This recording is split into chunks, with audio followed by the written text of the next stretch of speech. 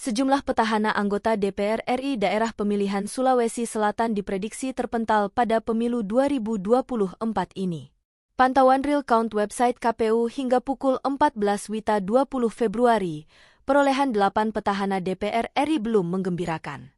Dari Dapil Sulsel 1, Aliyah Mustika Ilham Partai Demokrat, Haji Haruna PKB, belum memuaskan. Sulsel 1 terdiri dari Makassar Goa, Takalar Jeneponto, Bantaeng dan Selayar. Di Dapil Sulsel 2, 5 petahana terpental sementara dikalahkan pendatang baru. Suara Andi Rio Idris Padjalangi dan Supriyansa 2 petahana Golkar belum meyakinkan. Sementara Samsun yang PDIP, Andi Muawiyah Ramli PKB juga belum masuk hitungan 9 kursi. Dari PKS, Akmal Pasludin sementara kalah bersaing dari Ismail pendatang baru di Dapil yang meliputi Bone Sopeng Wajo, Maros Pangkep Baru, Parepare Sinjai dan Bulukumba ini. Dari Dapil Sulsel 3, Sarce Bandaso PDI Perjuangan belum meyakinkan.